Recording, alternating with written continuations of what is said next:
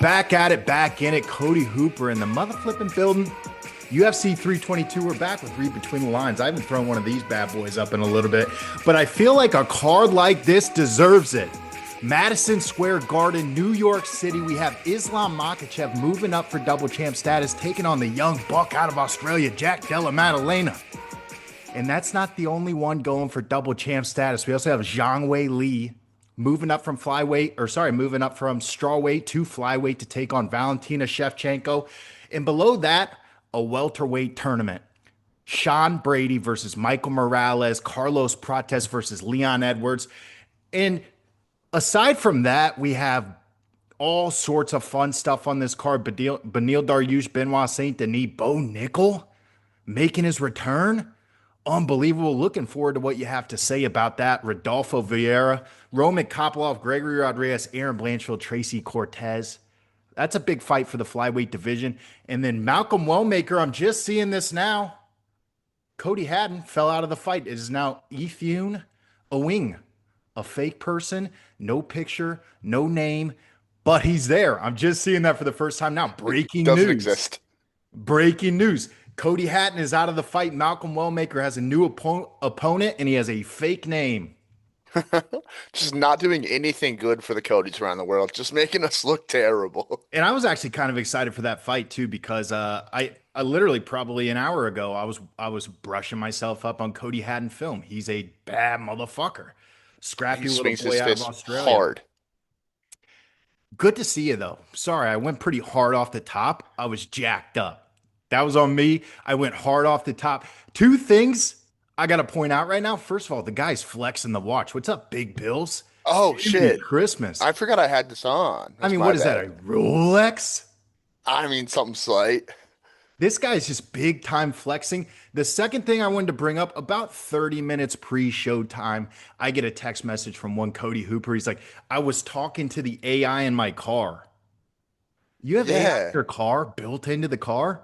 Yeah, 2026 Tesla Model Y. There's AI built into the car? Yeah. I mean, just a subtle flex right off the rip. I read that. I was like, what does that even mean? I was talking to the AI in my car. I forgot I had this on. I'll take it off. I'll take it off. No, I mean, this guy is full-time big balling right now. Out of nowhere, out of control. Honestly, somebody's got to check you, brother. The money's getting to your head. The local boy is popping the freak out, son. Hey, when you win as many bets on this show as I do, you do okay. It's starting to come through and it's starting to look good. And speaking of that, I believe you were 4-1 on the last card. If I'm not mistaken, I was We don't have to talk about it. We don't have to talk about it. 2-3. You tried. I know, I did try. And you know what? I'm gonna try again this weekend. I'm trying to place a couple safe bets, play the middle a little bit. I don't know how it's gonna go. I'm scared every time I pick a bet. But let's talk to you a little bit about this card. How you feeling? MSG, do you feel the big fight feel? I couldn't be more excited. At MSG, a card that lives up to the hype. I'm fired the fuck up for this card. I mean, Islam's back, Bo's back, Zhang Li is fighting Bullet. I mean, there's so many things going on. There's a baddie fight on the undercard. Like, shit's going wild.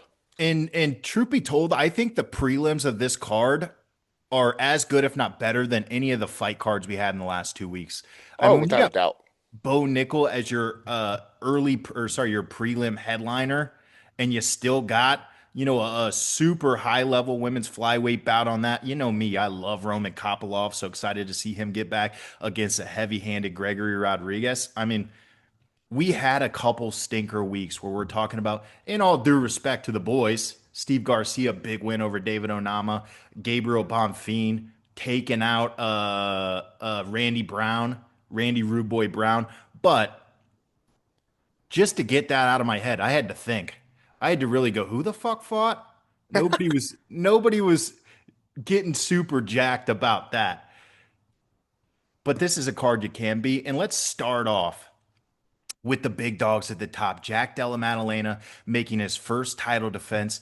And you got a newcomer in the welterweight division, and his name just happens to be Islam Makhachev, a man that's been on a certified tear. Both of these guys have been on certified tears. I think Jack is 18-2. Islam Makhachev has won 15 straight in the UFC. a who's who fighting this weekend. How do you see something like this playing out? It was hard to predict this fight. First and foremost, do you know who's lost a fight most recently between Islam Makhachev and Jack Adam? Jade Jack. We'll just call him Jack before I fucking get myself all kinds of fucked up. Is it number of fights or by date? By date. I would guess it's probably Islam. It is Islam. Lost his last fight almost 10 years to the day. Jack lost one in 2016. So crazy. That is fucking insane. Both these guys just don't lose fights. I had JDM. I was gonna bring in on this show. I was very, very excited. And then I watched a Today in Combat video talking about people picking JDM. And I was like, this guy's fucking making sense. This guy's going crazy right now. You might have swayed me a little bit. That being said, Islam Makhachev by submission being plus money is a steal. I'm gonna break a lot of rules on this card that I normally never break. One of them, betting against Islam Makhachev, is not a rule I'm gonna bet. I have Islam plus 175. A flyer Islam round five submission, I think is like plus 1800 or something crazy like that. I love that, but give me Islam plus 175. I know JDM with the fire with Bilal. I know JDM always rises above the occasion. It's fucking Islam Makhachev, man. I just can't pick against the guy. Well, first mistake you made was listening to me on Today in Combat because my betting record is hot garbage. Also, the 6 o'clock video that just dropped as we went onto the air was all hype on JDM. I really am playing the middle here, just because I'm scared. Like I'm excited for both. Like if you gun to head asked me who I thought was going to win, I would say Islam Makhachev. Because we know Islam Makhachev a little bit better than we know Jack Della Maddalena. He still feels a little bit unknown. As much as we have seen, I mean, it was Gilbert Burns to Bilal Muhammad, and he really wasn't even supposed to be in that Bilal Muhammad fight. He was supposed to be fighting Leon Edwards in London. Shavkat fell out. JDM stepped in. But it's also a champion in Bilal Muhammad who didn't get a lot of respect. So you know what you're getting from Islam Makhachev. We've seen him against the highest level dudes in the world. Jack still feels like a mystery, to me at least. Oh We yeah. saw that he has some solid wrestling defense. He's good at getting himself back up off the ground. His hands are disgusting. Disgusting. But Islam Makhachev has fought the best in the world. All that being said, I told you, I'm riding right down the line. I'm taking the over 3.5 here. It is minus 135. Boo. Boo this man. I started Boo. off by saying gun to head, I take Islam Makhachev. I like it. That's a safe play. I agree with everything you've said. One thing you didn't touch on that needs to be said is Islam Makhachev's hands get slept on because his wrestling, because his jiu-jitsu is so fucking good. Islam Makhachev has fucking hands. He wobbled Poirier in that fight. His hands seem to impress everybody like they forgot, and me included, every single time. Islam can throw punches. Yes, Jack is a much more polished striker. He can stick and poke with the best of them. Islam has hands. Yeah. And you did say you like a flyer late round submission. Do you see this one going long? Do you feel like we're gonna get a couple rounds here? Islam doesn't win big fights really early. Islam, the fights drag on. Islam drops rounds here Little and shade to there. Hanato Moicano there. Jeez, guy. Juanita I'm just Moicano, kidding. is he still in the UFC? I mean, I'm he's just kidding. not very good. Yeah. Real I mean, I'm whichever way this fight goes, I'm excited. If Jack Della Maddalena wins this thing, he is a certified superstar. A scalp like Islam Makhachev on your resume is gold. That hmm is like catching Khabib. That's like catching John Jones. It is that level of a scalp, hmm especially for this. Not like the last time a fight, like I'd say the only other fight that Islam Makhachev that has like that real high quality scalp is Alexander Volkanovski. That's a pound for pound number one, pound for pound number two. You're talking about a pound for pound. I think Islam is technically two right now behind Ilia Topuria, but don't be shocked if he wins this fight if that flips immediately. Uh, this is a massive name for Jack Della Maddalena, but a big spot for Islam too. You don't get your belt back. You are in no man's land if you lose this fight. A No, big, big spot for Islam Makhachev. nope. The safety blanket's not at home. The stuffed animal, mom threw it in the attic. That shit ain't coming down. Big freaking stuff. Valentina Shevchenko, Zhang Wei Li. I was surprised by this line. This is the one that went ding, ding, ding in my head, and I hope you have the same pick because if you don't, you're wrong, brother. Zhang Wei Li plus money here. Were you surprised to see that? I was surprised to see that, especially because when Valentina fights champions that aren't the champ at her specific weight class, she loses. Now the sample size is small, It's just and she Amanda did Nunes, right? and she did fight the best woman fighter of all time and lose twice. But that is something of note. Also, Zhang Weili seems to be going completely up and to the right after losing both of those fights to Rose Namajunas. Mm. She went to Thailand. I'm not saying she did steroids. They basically said on the broadcast that's what you go to Thailand for. I didn't say that. But Zhang Weili's looked incredible. She looks unbeatable. Fuck, I want to change my pick now. No shade towards my man BG. I can't break the no bet against Zhang Wei Li rule. Here on this show, the man I'm looking at paced against Zhang Wei Li not that long ago. I did. Her I did indeed. grappling, this, that. I think her grappling is better than Valentina's. Her striking is definitely better than Valentina's. I think her jiu-jitsu is better than Valentina's. And if I get plus money on Zhang Wei Li, what the fuck are we doing? What are we talking about? I don't know if Vegas knows something I don't know, but they either do or they're fucking stupid. Give me Zhang Wei Li plus 114. I also like Zhang Wei Li KO TKO. Damn, you got her going out like that. And it feels to me a little bit like I said this going into the Minot Ferro fight for Valentina Shevchenko. It feels like she's been slowing down a little bit. Her last couple of fights, I mean, she split with Alexa Grasso, took her three to get over, and then had a competitive fight. All due respect to Minot Ferro, who just put on a show against Jasmine Jasdavicius not too long ago. Basically, first round, first punch she threw, put her lights out. But the dominance of Valentina Shevchenko feels like it was a couple years back. And there was an era where she was just untouchable, head kicks, all the above. Whatever you were best at, she was better. But it feels like Zhang Weili is that person right now. It feels like you saw it with the Tatiana Suarez fight. If Tatiana wants to wrestle, she's not only going to nullify that, but she'll do it back and she'll do it better. She just feels like that chick. And it's hard to not pick her if she's sitting here at plus money, especially uh, when she has looked so dominant as of recent in comparison to Valentina Shevchenko. And she does cut a lot of weight to get down to 115. I think she'll be more comfortable at 125. I think all signs point to Zhang Wei Li, which scares me in a way, but I mean, you don't bet against Zhang Wei Li. I made that mistake once. I'm not doing it twice.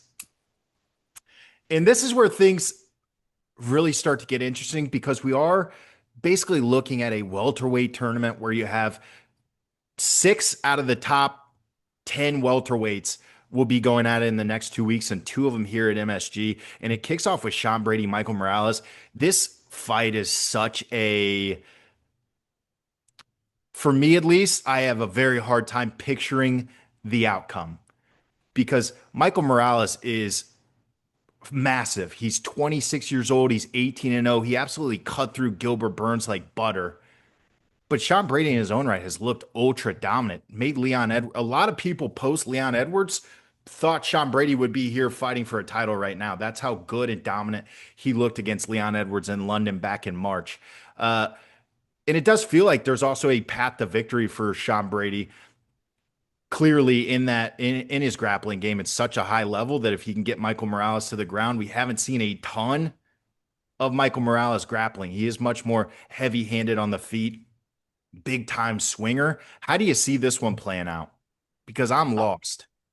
I feel lost in a way too. Since fighting Bilal Muhammad, Sean Brady has looked damn near untouchable. Um, I believe Bilal's only finished in the UFC with Sean Brady, and I mean, that's impressive. Oh man, it's really, really hard to pick against a Sean Brady in this fight because he is soaring and he did come into the UFC incredibly hyped up. I think his first fight in the UFC was Bilal Muhammad. I could be mistaken, but I don't think I am. You are mistaken. Oh, am I? Big time One of his first mistaken. fights in the UFC was a Bilal Muhammad. He came in very, very hyped. But Michael Morales has that thing that you can't teach, you don't coach, you don't exactly know how to quantify it. Every time he fights, he looks like he took a step, maybe two steps forward. Yeah. He's younger. I mean, and every time he fights, he impresses me. I fell in love with the kid what feels like not that long ago, but the fact that he is 26, it blows my mind. I did not know that. I don't know, in my mind, he'll always be 22 for whatever reason. I do like Michael Morales plus 114. And just for the record, Bilal Muhammad was Sean Brady's sixth fight in the UFC. Sometimes you're wrong. Yeah. You know, Happens. hey, I know all too well about that. Would you say Michael Morales plus 114? Yeah. I looked at that line pretty freaking hard because it definitely feels like it's on the table. I ended up taking, I don't even remember. Where's it at? I ended up taking, We need to get this man another screen. I know, big time. I ended up taking Sean Brady by decision plus 180. Three Ooh. rounds. I have a hard time, like, the size discrepancy here is pretty substantial. Sean Brady's not a big welterweight, and Michael Correct. Morales is the biggest version of a welterweight. I I see there being a lot of fun scrambles. Sean Brady's obviously going to have to try to get past those long, lengthy weapons of Michael Morales. I think he's going to be able to do that at least at times in the fight. But I could definitely see a ton of scrambles, a lot of in betweens, getting up, getting down. I feel like Sean Brady over the long term, I think control is going to be the big winner here for me, at least in Sean Brady. I've also just seen it at a higher level. Like if you just go fight for fight, of course, Michael Morales whooped up on Gilbert Burns, and Sean Brady only fought him two fights back, so it's not like there's that big of a split. It was a lot closer, uh, but we just seen it at a higher level for longer from Sean Brady, and he was also in a very similar position when he did fight Bilal. He was the undefeated fighter going against the vet. I feel like it's Sean Brady's turn to kind of right that wrong and turn back Michael Morales. And if he loses here, I feel like he doesn't really lose anything. Like Michael Morales is in prime spot where you this fight got announced and I was like, holy shit, I'm surprised Sean took that. You know, that's a scary up and comer, and he's in a real position to fight for a belt here soon. So I think Michael Morales would just fall back into exactly where he is right now with some more experience. But rooting for Sean Brady here, and I also just like Sean Brady a lot, so I don't want to see him lose right now. Right on. Leon Edwards, Carlos Prates. You can't not love Carlos Prates. He's just that fucking dude. He's got an air about him, the confidence, the swagger, the spinning back elbows, the heavy hands. And he's taken on a guy in Leon Edwards who has really gone through the ringer over the last five fights, just been ring around the rosy with a group of wrestlers: Kamaru Usman, Sean Brady, Bilal Muhammad, Colby Covington. This is the first time in a while since probably Nate Diaz that we get to see him really flex on the feet. Too little, too late. Is Carlos Prates too big of a hurdle to jump? Or you think Leon Edwards has a little bit of success and can kind of give us a y'all must have forgot moment here in MSG? I first and foremost, I think this fight's going to be very interesting. I would love to know the count of today in combat of the amount of Carlos Prates videos there are. I've loved every single one, but my guy loves Carlos Prates. Um, a quick side note, I feel like, Carlos Prates is great and is exciting and things like this. This is a pretty big fight for somebody who lost not very long ago. Mm. And the fight wasn't really all that close. I mean, Ian Garry definitely controlled that fight. I know one of the scorecards was, more lopsided than the other, and I tended to agree with that. And then you knock out somebody who's on their way out, like Jeff Neal, and then you get Leon Rocky Edwards, former champ, and I don't know, it's a pretty big fight for Carlos Prates. I mean, I do love the guy and things like that. I know you're picking Carlos Prates, which makes me want to pick Leon Edwards, but I just can't fucking do it. Unless Leon Edwards, is just gonna be out there and ready to grapple his absolute cock off, which I don't think he is. I think Prates is a cleaner striker. He just moves better. Obviously, Leon has the experience, but I mean, the Carlos Prates hype train has left the station, and I'm all in. I'm excited to watch him smoking a cigarette after he knocks out Leon. I am taking Carlos Prates in this fight. Just money line or what you got? My pick I wrote down was Leon Edwards plus 140, and I just switched it, so I don't have the line right in front of me. Carlos Prates is minus 166. I'm going to be taking him by KO, and that's plus 165 if you're Oh. interested. But by all means, take the money line at minus 166, or you got an over under 2.5 rounds, minus 135 for the over, plus 105 for the under. Give me the under. Under 2.5 plus 105. Correct. Great Want freaking that. line. Thank you. I, that was my original line. So you'll probably be happy to know that I switched it up and did go KO at plus 165. There's my first loss of the evening. God damn it. I mean, after Morales beats Sean Brady, I'm gonna have a couple of drinks in me by then. It's not gonna be good. I apologize preemptively. I could see that too. I mean, this whole this welterweight tournament is really, yeah, I mean, it's shaken up to be really exciting, and we'll talk a little bit more about Bilal Muhammad and Ian Garry on the backside of it. But just while we're here, I know you did say Michael Morales. I think on the last read between the lines we did, you said Michael Morales you thought was going to be the most was going to be the guy to come out on top here and get kind of that next title shot. I'm going to allow you to change your answer right now if you'd like to, but you can stick with that if that's what you're still feeling. I feel that he'll be undefeated, 26. I think he's the guy up next. You're all in on the Michael Morales terrain, boy. Let's Hmm. go. Exciting stuff. Beneil Dariush versus Benoit Saint Denis. Benoit Saint Denis is coming off of a big victory, and Beneil Dariush, same thing over Renato Moicano not too long ago. What's your vibe on this one, rounding out the main card? Beneil Dariush and Benoit Saint Denis. Beneil is plus 154, minus 185. Did Benoit you Saint know Denis. Benoit Saint Denis, 29 years old? Is he really? I would have Yeah. guessed like 33. I would have guessed like 36.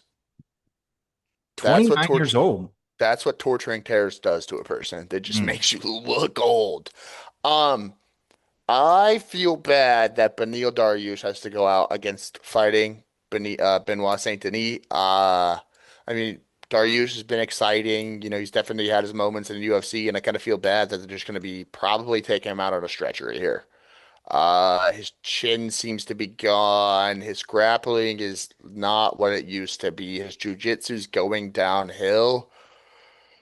I really don't see a way that Dariush wins this fight unless like they get in, like a scramble and it comes out with a neck or something. I have Benoit Saint Denis. I like I'm not taking this as my pick. I like exact method of victory plus 275 for the fight regardless being submission. I do have Benoit Saint Denis minus 180, which I believe is I'm just fucking up my lines. Believes what? Benoit Saint Denis, I'm just fucking up my lines. Where is Benoit that Saint submission? Denis, minus 185, minus 180, whatever it is. Yes, correct. That is what I would like. Cool. Benoit Saint Denis coming off of a really turning back. I didn't pick him against Mauricio Rufy. I was shocked to see him get over that hurdle, and he did it so impressively. I'd like to think that he could go on a run right here, but I am on the other side. Beneil Dariush plus 154. Ooh, I don't hate that line at all, and it partially comes back to how dominant Renato Moicano was over Benoit Saint Denis. Benoit Saint Denis has since put two together. Kyle Prepolek, who was short notice, and then Mauricio Ruffi, which was super impressive. But Renato Moicano manhandled Benoit Saint Denis until the doctors had to cut him off. And Beneil Dariush is coming off of a Renato Moicano win in which he looked very good. So I'm kind of taking that into consideration that I think Beneil Dariush is actually the better grappler here. Uh, and you're right, he could get chin checked by Benoit Saint Denis, and it could be a bad night for Benny Boy. But I like the plus money here, 154 on Beneil Dariush.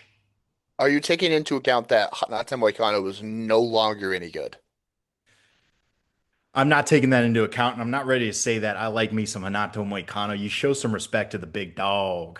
Fair enough. That is our main card.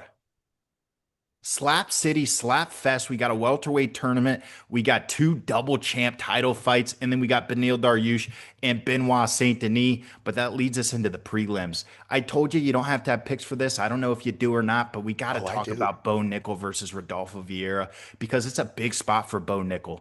Bo Nickal is coming off of a Rainier Day Ritter loss, which actually aged pretty well given everything. Rainier Day Ritter beat Robert Whitaker after beating Bo Nickal. I know that he lost his last fight out. But I'm going to maintain there was something wrong with RDR in that Brendan Allen fight because how do you gas out grappling when you went 5 rounds with Robert Whitaker the fight before that? Seems like your domain. Who knows what happened there? But still, I would say that aged pretty well for Bo Nickal. You beat Robert Whitaker, former champion, a bad motherfucker in the middleweight division right after. You get a little bit of leeway, but you got another vet in Rodolfo Vieira. Is this a show off spot for Bo Nickal? You think this is going to be a tough fight? Is this just where's your mind at here? I think it's going to be a pretty technical fight overall. Obviously, Bo Nickal, the best grappler, maybe not from Russia in the UFC. Definitely the best straight wrestler, not from Russia. But that kind of, in theory, like feeds directly into Vera's jiu-jitsu. I do have Bo Nickal plus 300 KO here. I think he comes out with his ass on fire. I think he gets the job done. I would like to see him get it done pretty early, and he's back in the I should be ranked conversation. Rainier Day Ritter proved to be a lot better than either of us thought. I mean, we were definitely. I know I picked Bo Nickal over Rainier Day Ritter. He just looked not very good on the feet in his opening fight. Or his opening fight. Obviously he is very, very good. But I have Bo Nickal plus 300 by KO here. I don't hate that. I don't hate that at all. This is also like the first time the line is even somewhat reasonable for Bo Nickal. I think going into that RDR fight, he was still like minus 600, 700, 800, whatever the case may be. To see him at minus 205, I'll take that. Moneyline Bo Nickal minus 205. It just feels like he's got to get back on the right track because you lose this one, it might be time to hang him up. I don't know. Whoa. I mean, Whoa. I don't know.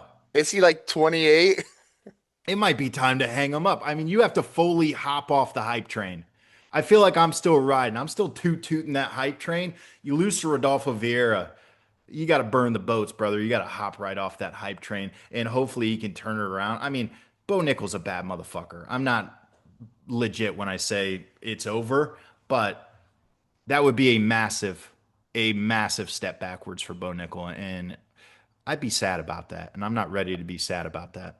For sure. Yeah, no, I know plus 300 KO is a risk. I was like, the main card's over. These picks don't necessarily really matter. I would like to see Bo Nickal plus 300 get a KO here. Uh, I'm gonna I'm play. probably I'm gonna gonna bet take on him it. plus 3,000 by spinning back fist. I Ooh, mean, these are fun picks, anyways. Let's take him plus 3,000 spinning back spinning fist. back fist. Yeah. Fake line. Who gives a shit? We're having fun here. This is a fun show. Blanchfield, Tracy Cortez. I would say on the prelims, this is probably the biggest fight out. I mean, this is a real number one contender fight in the flyweight division. It's one of a couple, but it matters a lot. Aaron Blanchfield, a little unfortunate her last time out. She had the dog, Macy Barber. fall to a seizure pre-fight, a really weird situation. But pre that, she was on a tear. Um, Still right up in the top mix of that flyweight division. And Tracy Cortez is on a little run herself. How do you see this one playing out? You see a obvious path for either of these chicks. I got the line right now at minus 205 Aaron Blanchfield, plus 205 Tracy Cortez. Yeah. Regardless, I just want both of these ladies, win or lose, to know if they need support, they're more than welcome to come down to Nashville, Tennessee, and they can get all the support they need directly from me. So I just want them both to know to feel very at home there. Okay. Uh, I'll pass that along. Thank you, thank you. Really, really appreciate that you're gonna pass that along for me. That being said, Erin Blanchfield is a fucking monster. Yeah. She gets better every single fight. I know we're pretty, on opposite sides of whether or not she would have absolutely beat the brakes off Macy Barber or not. Uh, but I mean, some people are calling her Macy Barber the Justin Gaethje of the women's division. People have said that. I've heard that. Some people just being you, but some people are saying that. I do have Erin Blanchfield here. I do have her by decision. I did forget to write down the odds, but that is my pick. Erin Blanchfield by decision. Aaron Blanchfield by decision is minus 145. I Yep, didn't give make a me pick that. for this, but I feel good about that too. I do feel like this goes Yeah, I as just want both ladies to have fun. yeah, have a good time out there. You might as well. And then Frick, Malcolm Wellmaker has a new opponent. So who knows what that even looks like. But you know much about this Malcolm Wellmaker kid, how special he's looked, the right hand from fucking hell he's been swinging around his last time out. Chris Mutino, a dog of a man. I wouldn't say the best fighter, but the heaviest chin you've ever seen. Got put out in the first fucking round by Malcolm Wellmaker in a right hand. So I don't know who this guy is. He's taking it on literally 2 days' notice. I'm gonna guess he gets knocked the fuck out. And if Yeah, not, what a story that would be. I'm gonna go ahead and say he goes straight to sleep. I mean, I'm not entirely familiar with this game. I have watched the clips of him just absolutely throwing the fuck out of that right hand. He's gross, dude. Yeah, which is incredible. Another side pick I have, I think Kopylov gets knocked out by old Greg. Oh, I Uh, completely skipped that fight. Whoops. yeah, I think Kopylov just doesn't fight well under the bright I'm lights. going the other way. Roman Kopylov is that dog. Plus 154 right now. Give me the dog, Roman Kopylov. Come Okay, on. give me Greg by knockout early. Rude. That's pretty freaking rude that you'd say something like that. Yeah, I know. It's just I'm a rude guy. It's just what it comes down to. Following that, we don't have too much time left. We're looking at approximately 8 minutes, but I do want to talk to you a little bit about next week because the end of the welterweight tournament ends there. Ian Garry versus Bilal Muhammad. Do you have a favor in that? How do you see that one playing out? And are we going to get grappling out of these two? I hope so. I don't know. Those bungalow blue eyes of yours were staring directly into my soul. It threw me off my game a little bit. I apologize about Um, that. I do love this fight. We just sat up at the same time. We're just that's too far. Things have gone too far. Dude, we're just completely in sync. We're two guys that have linked up, matched our periods, and we're completely in sync right now. Oh yeah, 100%. I do love the fight. I like how Bilal Muhammad's actually getting big names. I know Dana just clearly doesn't like the guy, or Hunter doesn't like the guy. One of those two people just does not like Bilal Muhammad, which is fine, I guess. Whatever. Um, Ian Garry is kind of like a rocket ship. He negates grappling pretty well. We saw that in the Shavkat fight. And he's obviously incredibly sharp on his feet. I do like Ian Garry in that fight, but I mean, Bilal could just take him down and hold him down for however long he needs to win that fight, and it just be done and over with. Yeah, But I do like Ian Garry via head kick. love that. I'm also riding Ian Garry there. And speaking of Would. that, I mean, Sable, like, this is a supposed tournament, yeah? Obviously, you said Michael Morales is that guy. But say like Bilal Muhammad wins, say Islam wins. Do you feel like that fight's on the table now, or are they still playing pitsy pat? They like train together and shit. I don't think they would be against the fight. I don't think even if Bilal wins, he gets a title shot. I think he'll get somebody like a Carlos Prates or maybe Michael Morales. I don't know what the fuck's going on with Shavkat. He seems like he's always injured. Hoping for Shavkat Kamaru Usman early next year, but that's obviously not official. Yeah, I like I said, I'm not entirely sure what's going on with them. Um, but yeah, I mean, I don't see why the winner of that fight wouldn't either A, get a title shot, or I mean, obviously if Islam wins, then the Ilya Topuria shit's there. I don't fucking know. It seems like an Ilya fight. I He, love Islam versus Ian Gary. I feel like they're going to build that as like a McGregor Habib too. I think that could be pretty freaking special. I think that could be pretty freaking special. a marketing genius we have. Hmm. Ooh, the redemption. And then McGregor's there, and then he's like, "Oh fuck Russia," and everyone's like, "All right." I mean, it would be a Co- great lead. Like now that you're saying that, Habib in the corner, you get McGregor in the corner. If we could actually do that in the UFC and kind of two-time that thing, that would be so freaking nice.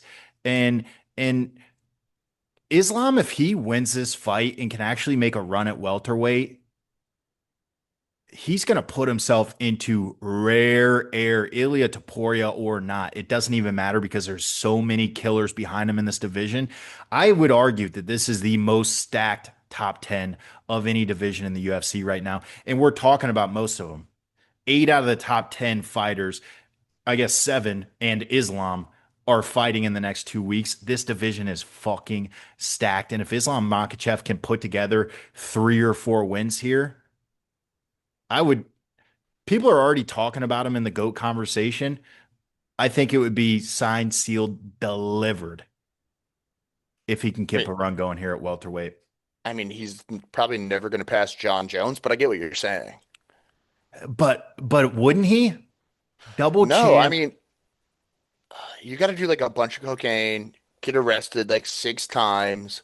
He hasn't even like come back and won his belt for no reason yet, like once. Like, If he okay, say he goes on a 3 fight win here, I think he'd have 18 in a row. I think John Jones is at what, 21? But it's going to be at two divisions, and I'd say better competition. better competition's hard to argue. But he did get KO'd once. He That's the only did. thing you can look back and go, yeah, but he got beat before.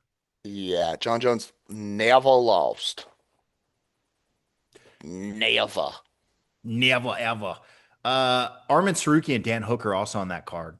I love that fight. And we're not going to be on a call, but I'm taking the hangman Dan Hook. I would love that. I am not an Armin Tsarukyan fan. He's kind of like a posh bitch who doesn't fight because their fucking toe or ribs or whatever the fuck hurts. Like, grow up. Yeah, I hope the Hangman wins that fight as well. That'll be very, very exciting. I don't think I got any answers from you post 321 since you just called Armin a posh bitch. How do you feel about Tom Aspinall and what went down? He's kind of okay. Eyes are different. Like, fucking getting poked in the eye hurts so fucking bad. Obviously, I've never been poked in the eye and been in a fight, but like I've been wrestling and I got poked in the eye really bad, and you're just like, I can't fucking see, bro. Like this shit fucking sucks. Fuck that shit. Cyril Gahn should. I mean, he pokes someone in the eye every single time. Every time he fights, he pokes someone in the eye. It's like he's addicted to touching eyeballs that aren't his. So like, I don't know. We need to like put this man in jail or something. I don't know. He needs to fucking lock him up. I don't know. He needs to quit poking people in the eye. It's not cool. So it's Stop touching. official. Tom's not a bitch, and you need to arrest Cyril Gahn. Is that what I'm gaining here? Arrest Cyril Gahn for sure. Okay. Just because he's French. Most French people should be in jail. Um, Tom, not a bitch for not finishing that fight. Didn't look good. Yeah. Did not look good before that happened. Yeah, I kind of love it in a sense because I feel like the rematch is so much bigger now because of what happened in the first eye poke out of it. Cyril Gahn had success, and I don't think both of us were pretty hard stance on Tom. We thought it would look relatively easy. Cyril Gahn had success. I think people are going to give Cyril a lot more credit coming into this next fight, assuming he can keep his fingers in his fucking gloves. Jail. Jail. They have to fight in jail. That Arrest actually them. be pretty sick. I mean, we're doing a White House card. We might as well do a Ellis. What is it? Not Ellis Island? What's the big Alcatraz? Yeah. Oh, speaking of the White House card, are they going to let Conor McGregor bring cocaine to the White House? How's that going to work? Yeah, it's happened before. Him and Hunt back in Yeah. business. It's ripping Yeah. coke. Just bring Bill Clinton. Fucking have a grand old time. Just do Let's a get the whole bunch of squad fucking there. cocaine. Let's get the whole freaking squad there. All right, we got less than a minute. I'm actually looking at the time this time, so we're not going to get cut off mid-conversation. But an absolute pleasure, as fucking always, my guy. We'll see you on the flip side. Who knows when the next one is? It's December 6th. I do, bitch. It's UFC 323, and we got Merab Dvalishvili taking on Piotr Yan, Josh Van, and Alexander Pantoja. Peace, love. I'll see you then. See you on the flip, my guy.